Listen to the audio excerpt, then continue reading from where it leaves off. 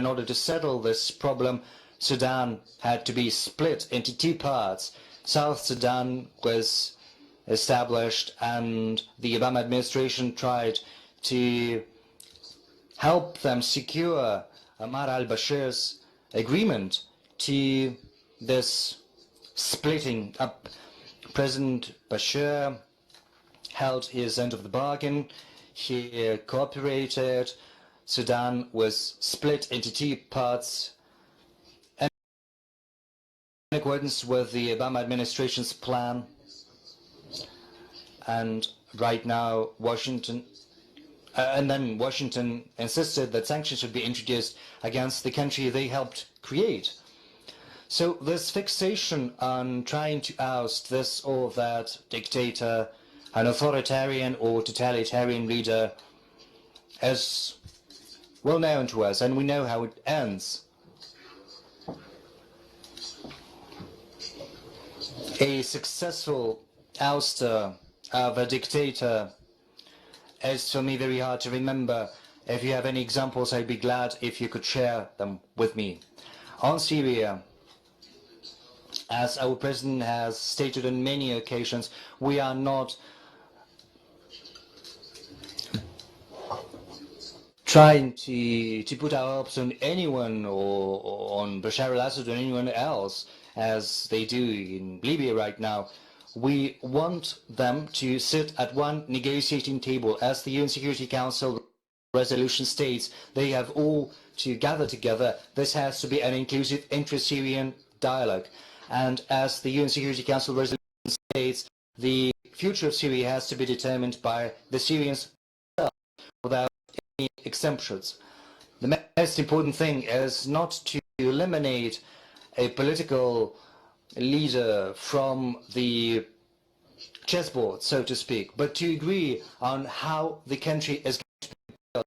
It has to be democratic, it has to be secular, which is something the High Negotiations Committee speaks against. All ethnic and religious groups have to fill safe agencies, and only if such a consensus is achieved, which has to be done through elaborating a new constitution, will the issues related to certain personalities be settled very efficiently without any tragic consequences either for the country or for the people. Thank you. Newspaper, please. Your question. Thank you, Yelena Chernenko, Kommersant newspaper. I've got a question to Secretary Tillerson. Have you talked today about the alleged interference of Russia into the American election? In what way do you think Russia's actions are different from the American actions in cyber security? In accordance with what the American media say, we know that the Iranian nuclear program was compromised by American-created Stuxnet virus. Right now, the US is trying to prevent the North Korea from happening using the same means. And another question to both ministers. A working group has been set up. Are you talking about resuming the work of the bilateral presidential commission? Do you plan to do that? Thank you. We touched only briefly on the issue of cybersecurity, and in particular on the challenges that it is placing on everyone in terms of a new threat, an emerging threat. But I think I do make a distinction when cyber tools are used to interfere with the internal decisions among countries as to how their elections are conducted. That is one use of cyber tools. Cyber tools to disrupt weapons programs, that's another use of the tools. And I make a distinction between those two. Clearly, this is an issue that has emerged in our time, for which we have yet, as an international community, come to some conclusion around how we want to respond to that. And so there will be further discussions, and it is on the agenda, and it is in the agenda that Foreign Minister Lavrov passed to me for us to have further discussions in the future. Я могу только подтвердить, что I can only confirm that we are both interested in close cooperation on fighting cybercrime. You have probably heard we said that on many occasions.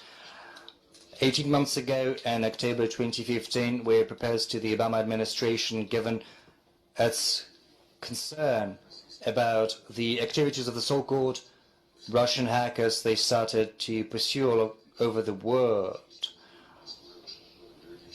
Without resorting to the legal procedures that exist between Russia and the US, they started to detain these hackers and prosecute them after extraditing them from third countries. Back then, we said that we were not interested in our citizens being involved in these crimes. Therefore, we suggested that a special bilateral mechanism should be created that would exchange information in real time about anyone trying to breach the international or national norms of both Russia and the US. The Obama administration refused this proposal of ours. They didn't respond, but then at the end of the Obama administration in November last year, they proposed that we should meet. Certainly, our relevant government agencies agreed, but at the last moment, the Obama administration changed their mind because they were probably very interested in undermining the American-Russian relations before the arrival of new administration in power. That's why we once again confirmed this interest of ours today. This is a relevant matter, and that is why we suggested that our contacts should be resumed at the level of special envoys of the US administration and the Russian president, and also contacts at the level of relevant authorities. We feel that this time the result of these efforts might be different, leading to the establishment of new channels of communication and cooperation. And what is your second question? The Bilateral Presidential Commission? No, we have not yet touched upon this matter. It has been buried, so to speak, but maybe it might be resuscitated.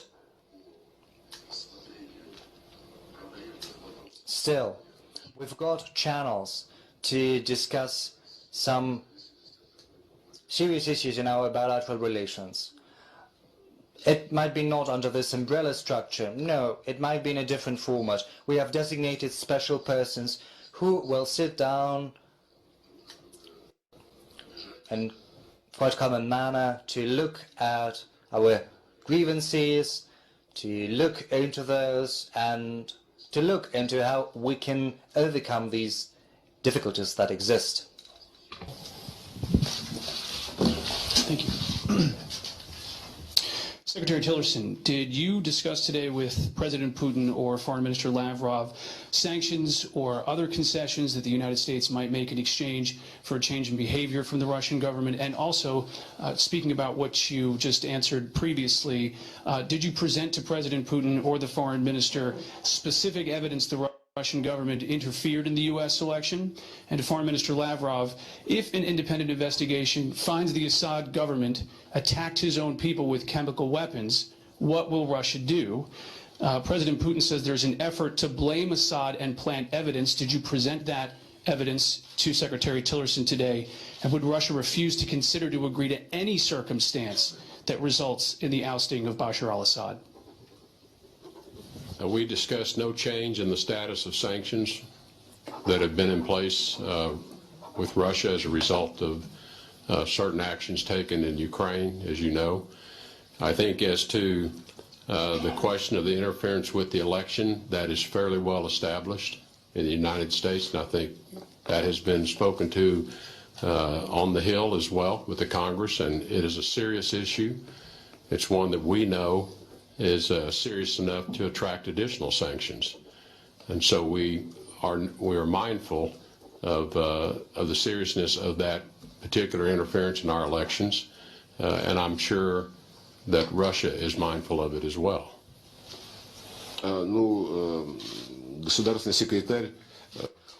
Well, State Secretary hasn't threatened to use new sanctions. He hasn't threatened us at all. We have had a frank discussion about the issues on our agenda, and unfortunately we've got some difficulties with regards to the majority of those issues.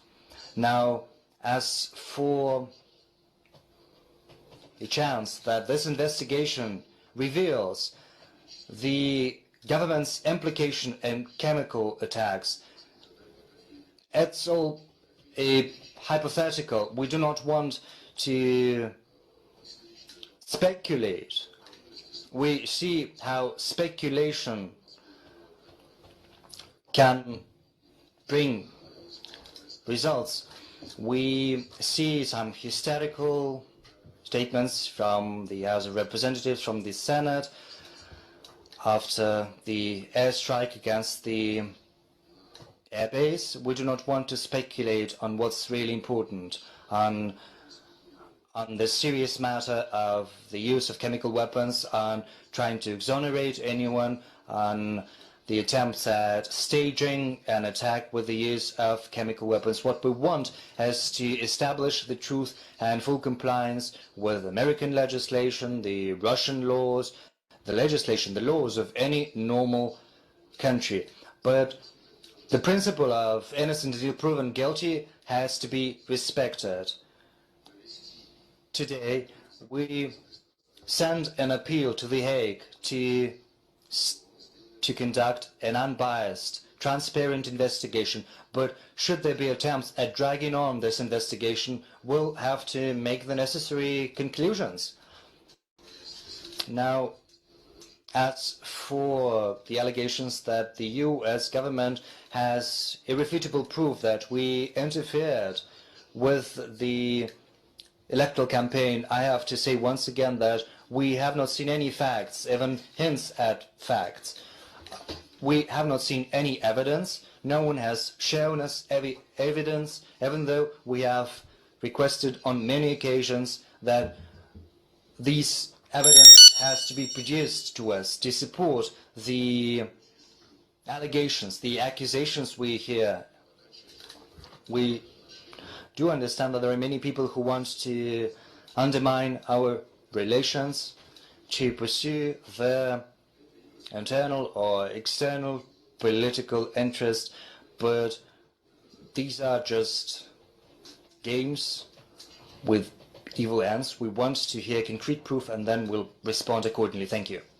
RIA Novosti, please. Good evening. RIA Novosti agency, Polina Chenisova. Question to both ministers. The US has sent a strike group with an aircraft carrier. Kurt Vinson, has this issue been raised during the talks?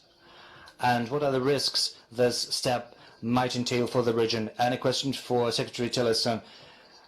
If this group has been sent to the Korean Peninsula, does this signify that the US has some plans for military intervention in North Korea? Thank you. The Carl Vinson strike group is routinely in the Pacific Ocean. It's in the Pacific Theater. And its movements in the Pacific are made in a way that's planned by the military planners. There is no particular objective in its current course. The Vinson sails up and down the Pacific routinely, and so I would not read anything into the Carl Vinson's current locations. Ну, я только могу повторить, что мы обсуждали. The only thing I can say is that, among other issues, we have discussed the situation on the Korean Peninsula as well as around it.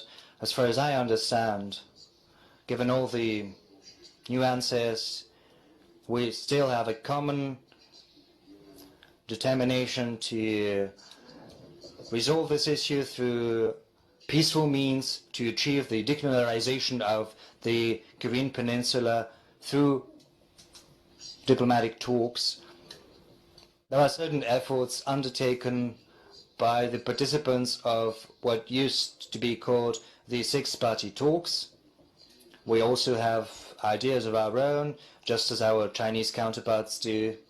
We believe that we've got to rally around the cause of finding peaceful solution to this issue. And the last question from the American side. Thank you. With CBS News. Thank you very much. Mr. Secretary, before these meetings, you said you believed Russia was either incompetent or complicit in these chemical weapons attacks. After your extensive meeting with both Vladimir Putin and Sergei Lavrov, do you know which one that is and what concrete thing can be done to rebuild that lack of trust? And Minister Lavrov, if I could indulge you to answer in English, if you would, sir. President Trump has called Bashar al-Assad an animal. This is the leader your government continues to back. Can you tell us how long Russia will be willing to risk the lives of its soldiers and spend its money to protect him? With respect to Russia's complicity or knowledge of the chemical weapons attack, we have no firm information to indicate that there was any involvement by Russian forces into this attack. What we do know, and we have very firm and high confidence in our conclusions, that the attack was planned, carried out by the regime forces at the direction of Bashar al-Assad. Могу только подтвердить еще раз, что... I can only say once again that just as in the case with the so-called Russian hackers and the chemical incidents in Syria, we would very much like to get some concrete evidence, not just words. So far, we have not seen any fact. In Syria, we are acting at the request of the legitimate government of a country which is a member of the United Nations. This country is under no sanctions of the UN Security Council. We are acting there in order to fight terrorism. And it is in our interests to prevent Damascus from being engulfed by ISIS and the al-Nusra Front. If you look at the facts, over the last 18 months, the coalition set up by the Obama administration did almost nothing to achieve the objective that it had stated when being established. It had not fought consistently against the al-Nusra Front or ISIS until the Russian airspace forces were deployed in Syria. And even after this deployment of our forces, the US-led coalition under the Obama administration only performed strikes against certain posts held by ISIS. And it was always sparing the al-Nusra Front. And we've got some suspicions. We think that the al-Nusra Front is still chaperoned and spared to resort to Plan B, to overthrow the Assad regime with force. We know how this is going to end because we saw similar situations in Libya and Iraq, and we do hope that the people will prevail who know how to learn from history. Now, as for who is responsible for the crimes committed in Syria, we've got to look into that, but as one American counterpart said, there will be time for everything. We've got to set priorities. And recently we've heard new priorities from Washington saying that ISIS is priority number one. And as Mr. Spicer has said, we have the resources to defeat ISIS without doing anything to the Assad regime. This is the same thing John Kerry had told me. The US administration, he said, was convinced that ISIS was a more serious threat and a more important objective than the Assad regime. So I think we think along the same lines. We have to see the common threats. They are apparent. And if we are to fight ISIS, if we are to emerge victorious from this fight without ousting the regime, when ousting the regime, this is no guarantee that we're going to defeat ISIS. On the contrary, ISIS might emerge victorious if we oust the regime. So we should be guided by common sense. Thank you, not by emotion. Colleagues, this is the end of the press conference. Thank you for participating. Thank you.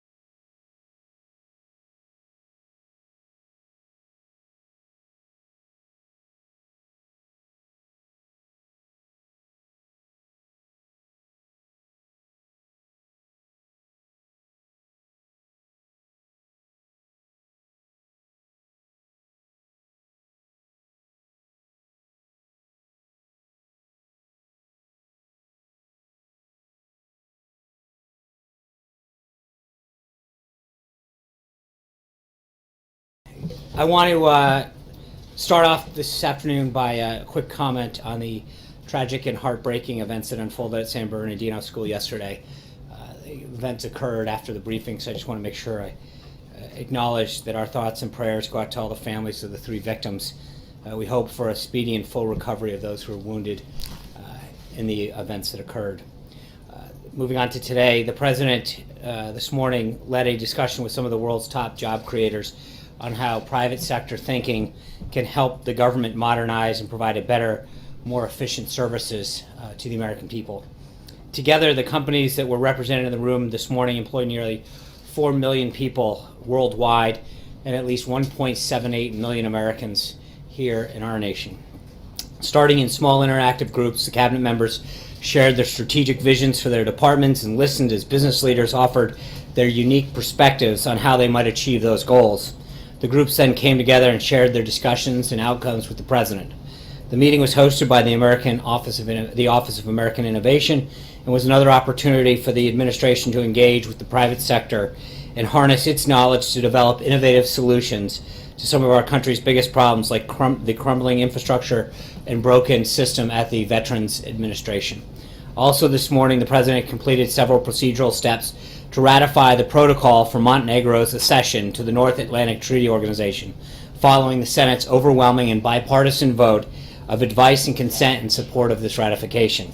The United States looks forward to formally welcoming Montenegro as the 29th member of the NATO alliance. And later today, the President will have a series of meetings with his national and economic security team. Later, the Attorney General is also at the southwest border to announce specific new actions the Trump administration is taking to secure our borders and keep the country safe. The administration is committed to ending the practice of smuggling gangs and cartels across the border that flood our country with drugs and violence. These actions, which include a strengthening of the laws applying to those who are caught attempting to illegally return to the United States after prior removal, and those who profit off smuggling people across the border, will once again make it clear to the brave men and women of law enforcement that the Trump administration has their back. And Secretary Tillerson finished the G7 foreign ministers meeting today and is now in Moscow for meetings with his Russian counterpart. The visit is part of our effort to maintain direct lines of communication with senior Russian officials and to ensure that the United States' views on the situation in Syria, counterterrorism efforts, North Korea, and other matters are clearly conveyed. We're open to strategic cooperation with Russia when we can achieve a shared goal, such as defeating ISIS, but we'll stand up for our interests and values when we do not see eye to eye. Russia must fully honor the commitments it made on Syria, Ukraine, and the Intermediate Range Nuclear Forces Treaty and other topics of international concern. And Secretary Tillerson is going to make that clear during his visit. I also want to make it known that Secretary Mattis and General Votel, who's the COCOM commander of Central Command, will be giving a full briefing on the strike in Syria that occurred today at the Department of Defense at 3:30.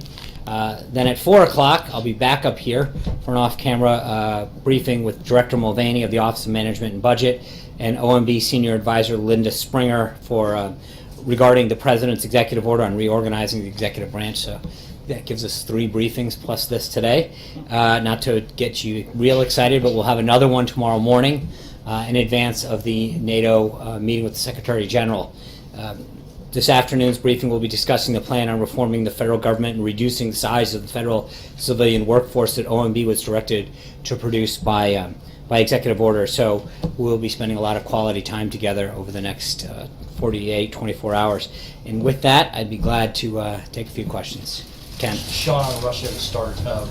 Does the administration believe that Russia had any advanced knowledge of this chemical attack in Syria? And does the administration believe that Russia may have been complicit in this attack? I believe there was a background briefing earlier today where that was discussed. At this time, there's no consensus in the intelligence community that that's the case. Is there any thought within the intelligence community, or are there some strands of the intelligence community? Again, at this point, the only thing I'm going to say is that there's no consensus within the intelligence community that there was involvement. Annie? Today, in the background briefing, Trump officials accused Russia of helping Syria cover up Assad's use of chemical weapons. In the past, Trump has praised Putin, calling him very smart and expressing his general admiration. Does he still think Putin is very smart? And does this change the relationship between the two leaders? Well, I think a couple things. Number one, I think the president's made it clear from the beginning that that he entered office thinking that if he can get a deal with Russia in our national interests, which I discussed during the opening remarks as part of Secretary Tillerson's conversation with Foreign Minister Lavrov, then we're going to do it. But if we can't get a deal and if we can't find an area of national interest, then we won't. And in this particular case, it's no question that Russia is isolated. They have aligned themselves with North Korea, Syria, Iran. That's not exactly a group of countries that you're looking to hang out with. With the exception of Russia, they are all failed states. There is clearly, and Russia is on an island when it comes to its support of Syria or its lack of, frankly, acknowledgement of what happened. The facts are on our side. The actions of Syria are reprehensible. And I think that Russia has been party to several international agreements that Syria is not holding up to, in fact, that Russia needs to hold themselves up to. So I think the president has been very clear with his stance on Russia, and in this particular case, we're going to be very forceful, and I think, as will Secretary Tillerson during his visit, to make sure that we let Russia know that they need to live up to the obligations that it has made. Caitlin. The administration has said sanctions against Syria are forthcoming. What will those look like, and when can we expect them? Great question. I think you know well enough at this point that we're not going to announce any of that kind of action until it's ready to go. I think the president's made it clear that additional action with respect to Syria in terms of its failure to stop engaging in actions that harm its people will result in action. And so I'm not going to get ahead of what he is planning to announce or when, but as he has made clear on a variety of circumstances, he's not one to telegraph his actions until he's ready to make those announcements. Secondly, has the administration identified an opposition party that could come to power in Syria if there is a regime change? I think first and foremost, and I stated this yesterday and we'll state it again, that our number one goal is to defeat ISIS. That is unequivocally the number one thing. I think secondly, the political conditions that exist in Syria right now are such that what we need Russia and others to do is to help create a political environment in which the Syrian people can choose a leader that is more suited to them. I think getting into who that should be, I think what we're trying to do right now is shape the environment to allow the Syrian people to determine their outcome. Blake.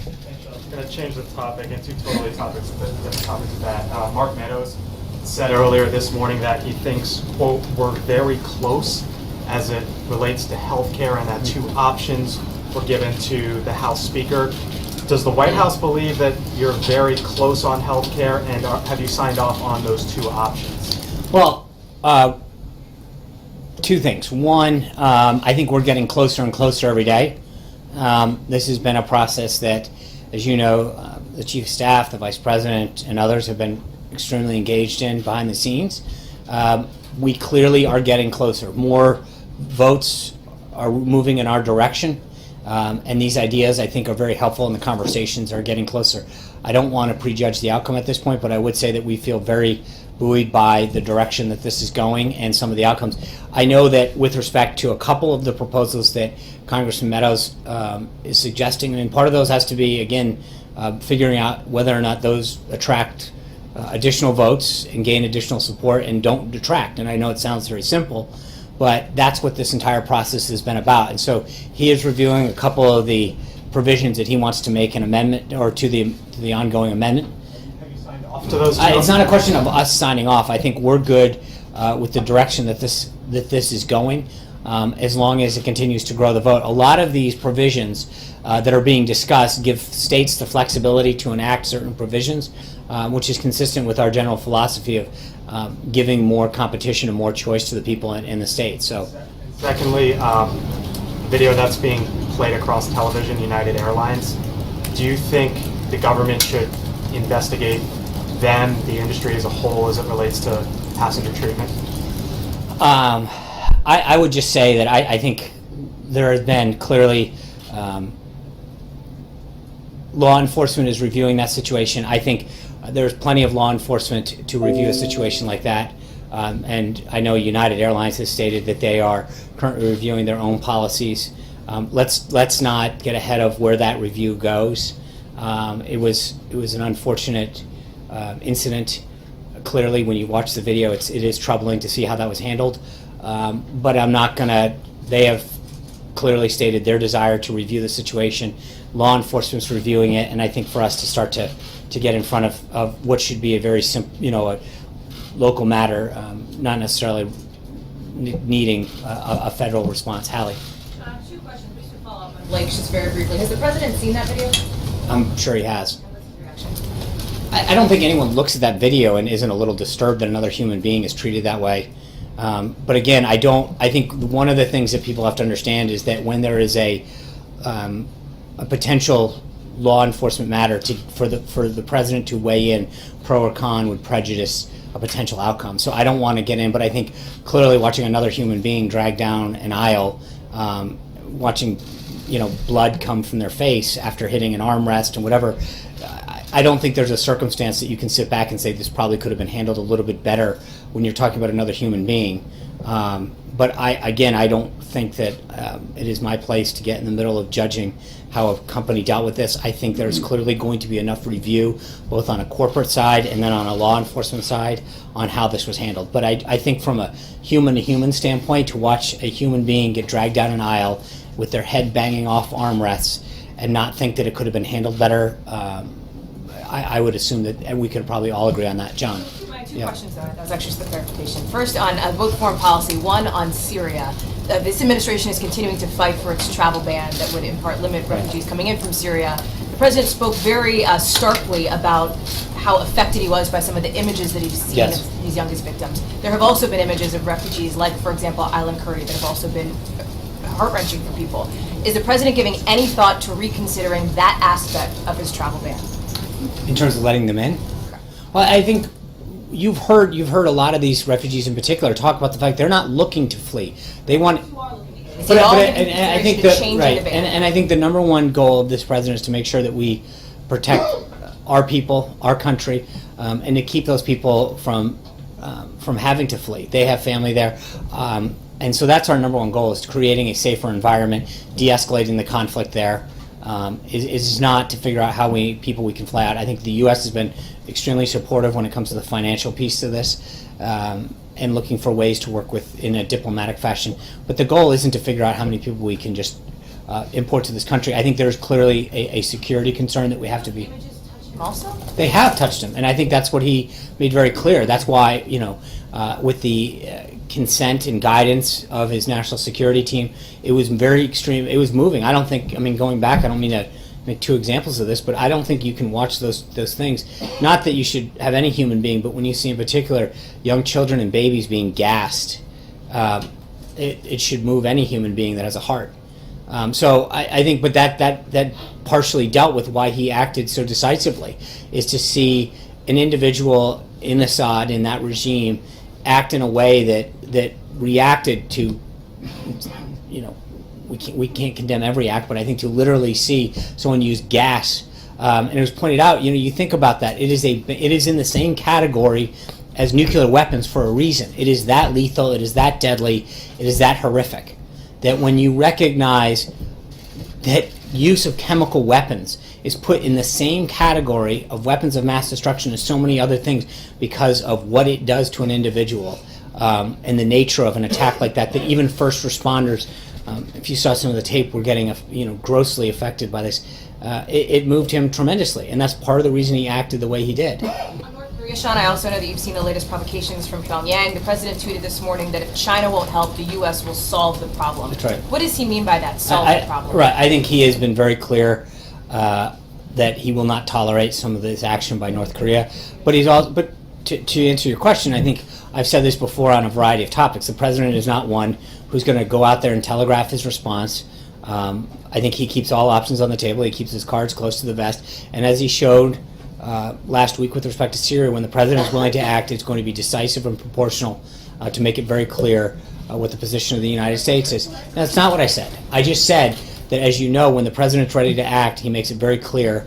And I think there's no question that when the president is ready to make a statement, he will do that. But I think he has made it clear with respect to North Korea that their behavior and their actions with respect to the missile launches is not tolerable.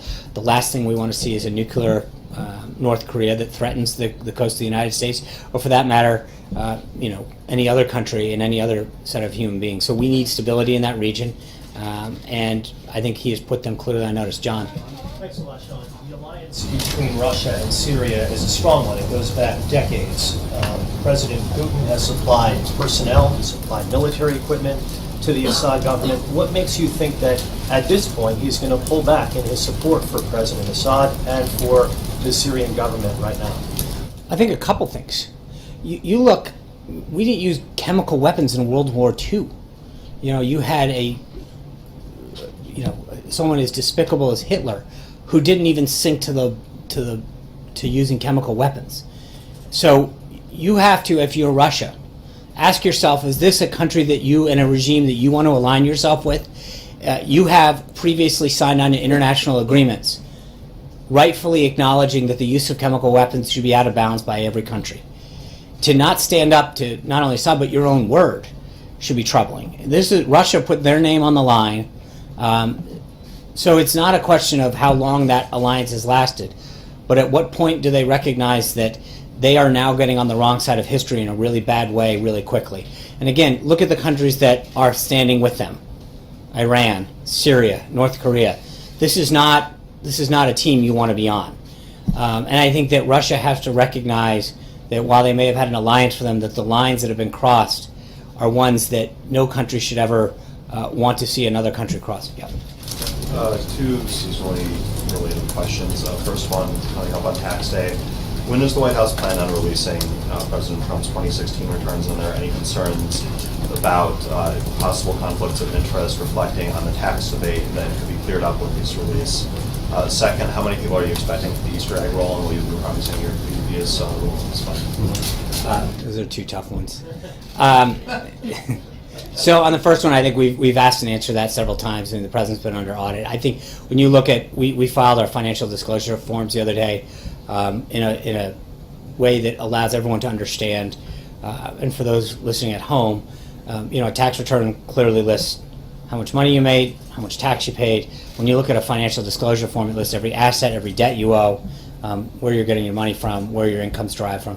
It is a much more comprehensive understanding. I think the president, this question has been asked and answered over and over again. I think the American people are, frankly, the middle class in particular, and companies that are trying to grow here in the United States are much more concerned about tax reform and allowing our economy to grow and their bottom line to grow. With respect to the Easter egg roll, it's a huge topic. I appreciate that. I think we're going to have an excellent time. Oh, come on! You can't ask the question and not get the answer. But we have worked really well. I think we're going to have a very, very enjoyable day on Monday. The tickets have been sent out to all the schools in the area. There'll be a large military contingent that will be participating as well. And I think there's 5 waves over 2-hour periods in which children and their families will be able to come to the White House. We've done extensive community outreach to really bring a lot of the school children from the area in, and it's going to be a great day. I don't have the number. I'd be glad. I think the East Wing could probably get you an answer, and I'll make sure I put out that number. I think they're working on the final numbers. They're starting ticket distribution, so I should be able to get you a number on that. Francesca. Thank you, Sean. You said last month that the White House was reviewing the policy on visitor logs. Right. Will the White House voluntarily release those visitor logs? I think we should have an answer on our policy very shortly on that. Okay, and then a question on Syria. Secretary Tillerson said this morning that it was the United States' hope that Bashar al-Assad will not be part of Syria's future, but it's up to the people of Syria to make that determination. At the same time, the question is now whether it's the White House's position that Assad's a bad actor and it would be ideal if he would go, or whether the White House thinks that the atrocities that he's committed are absolutely unacceptable and he must go, period.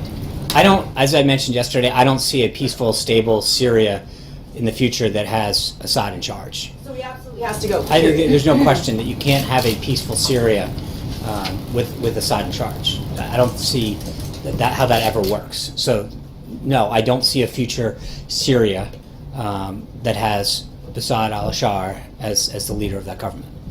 Kristen. Thanks, Sean. I want to ask you about some comments that Eric Trump said. Speaking of Ivanka Trump, Ivanka is a mother of 3 kids, and she has influence. I'm sure she said, listen, this is horrible stuff. My father will act in times like that.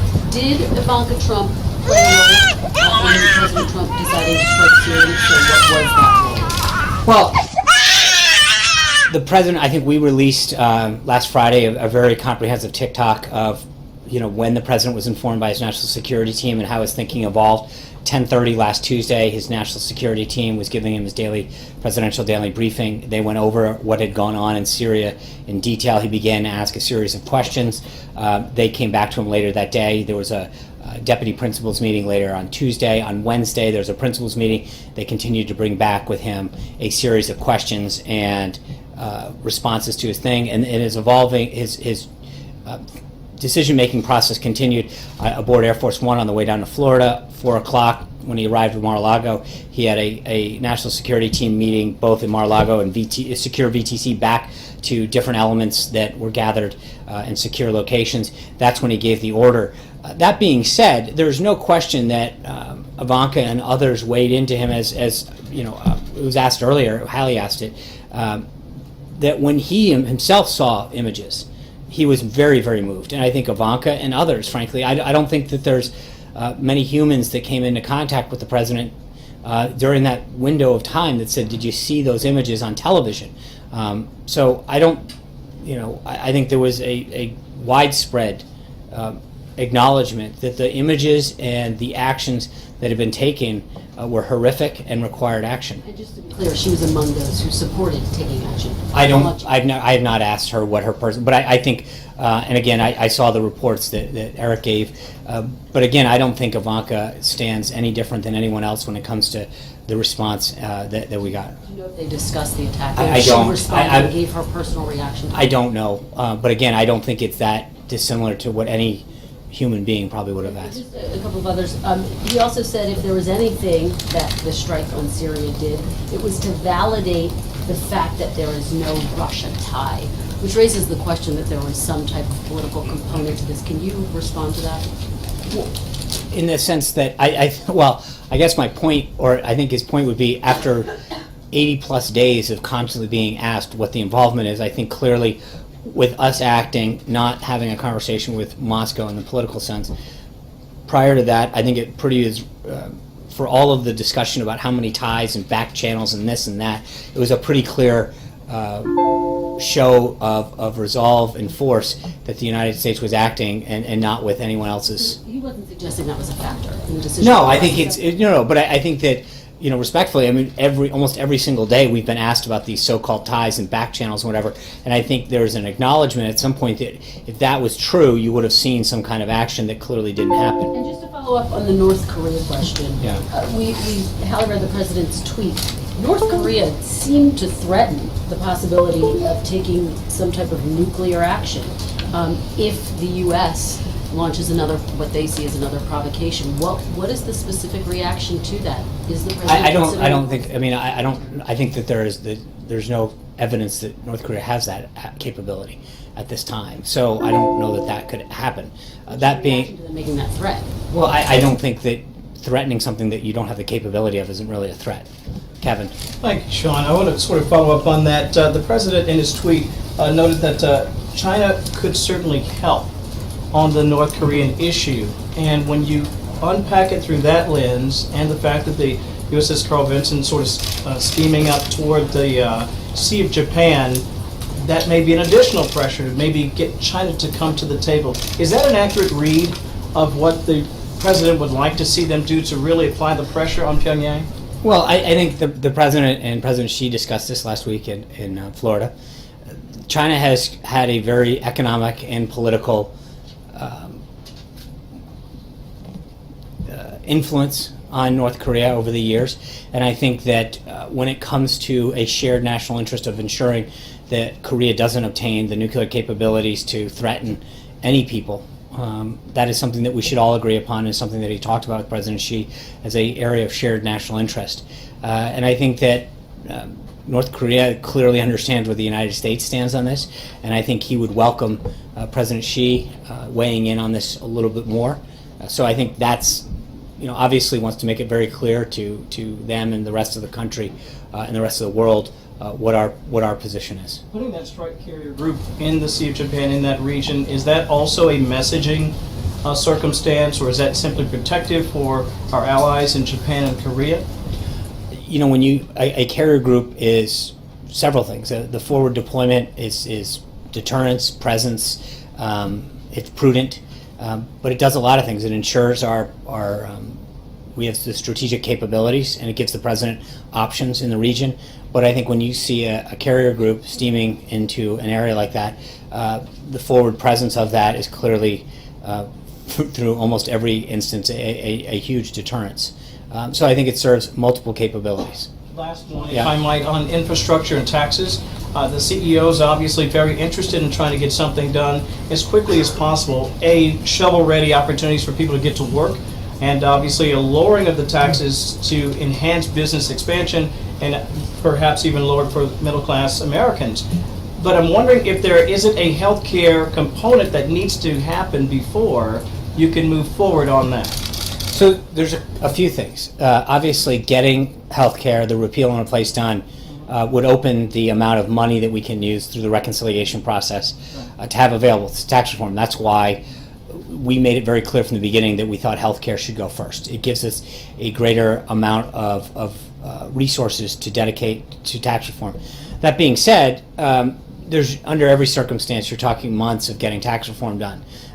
That's one area that they discussed today. But one of the more important areas, and where I think you're seeing the president act continuously and decisively, is on the regulatory front. And that's one of the largest burdens that manufacturers, unions, Have you ever had a dream talk to the president about over and over again that these stifling regulations of a you variety you could you do you would the you coal want industry, the manufacturing you sector, could the do auto so sector, you over and over again are talking about the regulatory and the president's ability to take immediate action. I've mentioned it here before, but I mean, so far under the Congressional Review Act, this president signed 12 pieces of legislation that compared to one that was signed in every administration prior to this year. Total. And I think that shows that he's committed to creating not just a better tax climate, which is going to take a few months, but an immediate regulatory impact that can help businesses break down the barriers, compete more, bring more jobs back to the United States. This is Syria.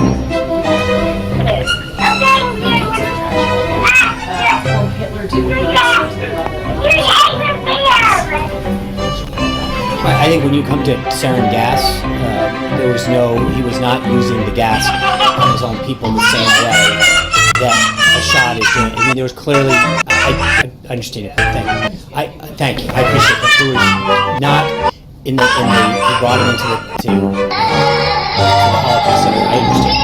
But I'm saying in the way that Assad used them when he went into towns, dropped them down to innocent into the middle of towns, and it was brought. So the use of it, I appreciate the clarification there. That was not the intent.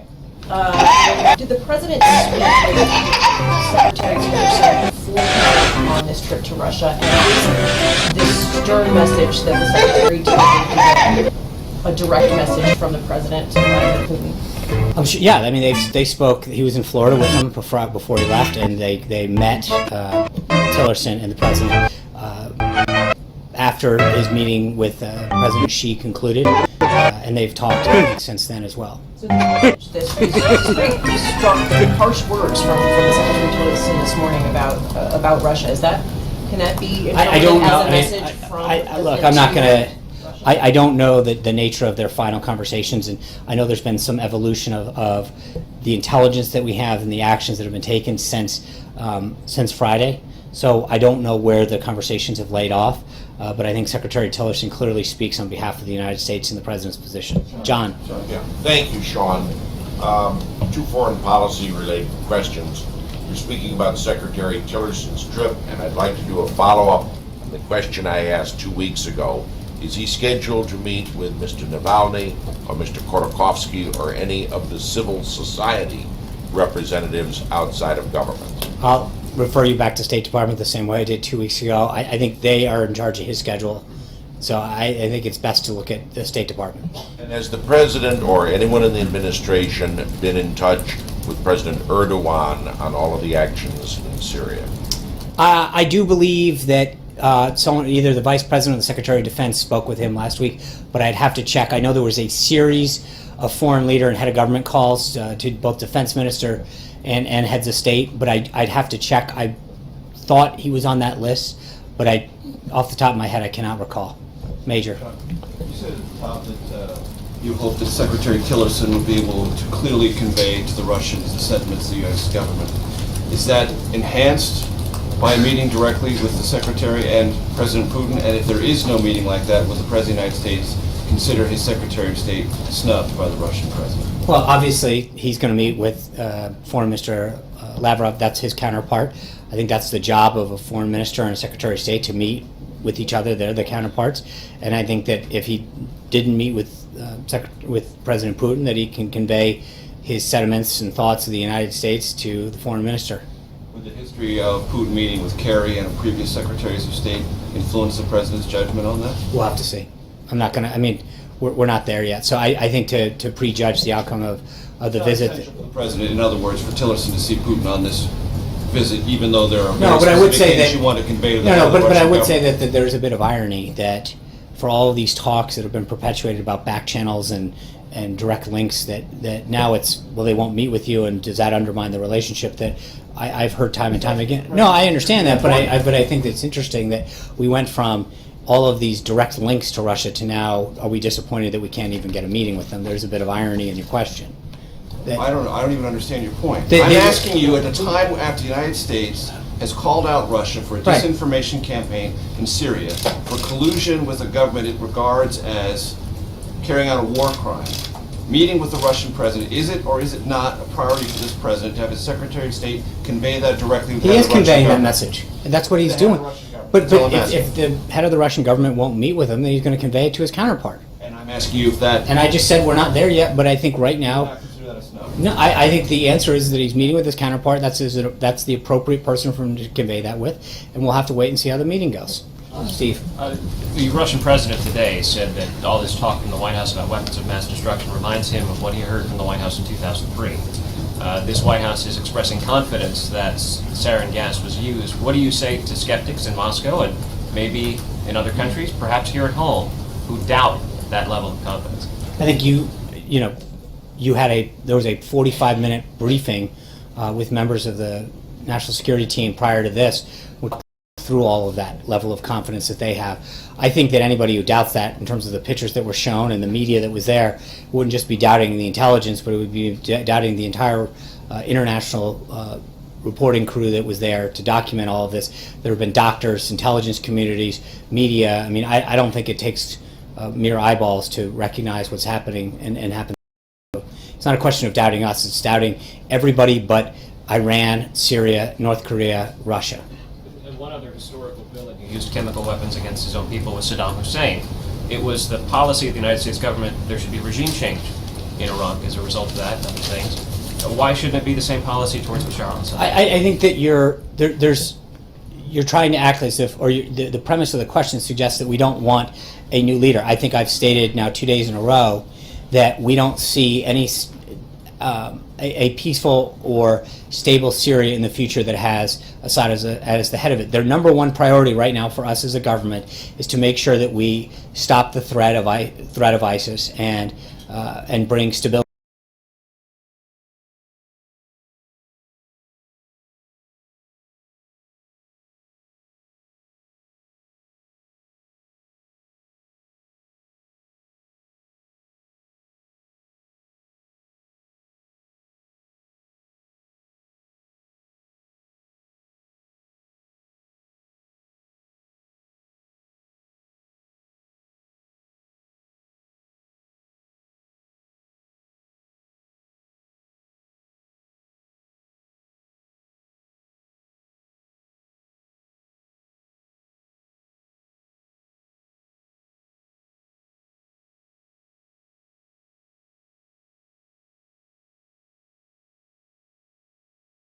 to that region. But make no question about it,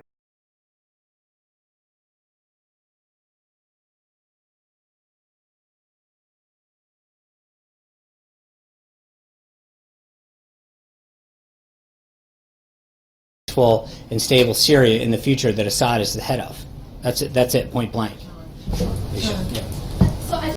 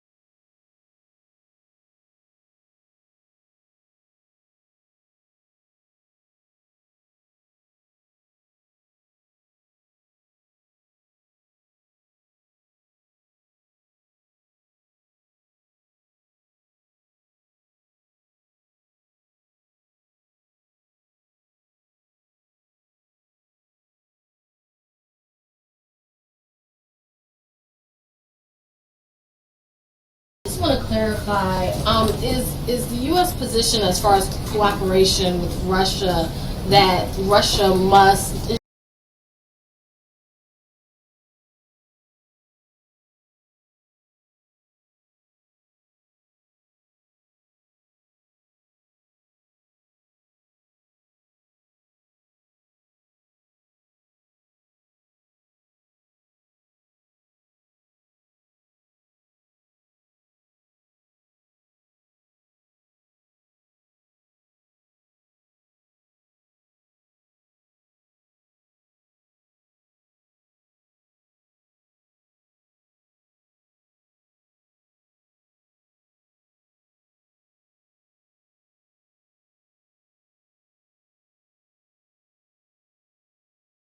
is that Russia must admit or agree that Syria was behind the chemical attack, and then also to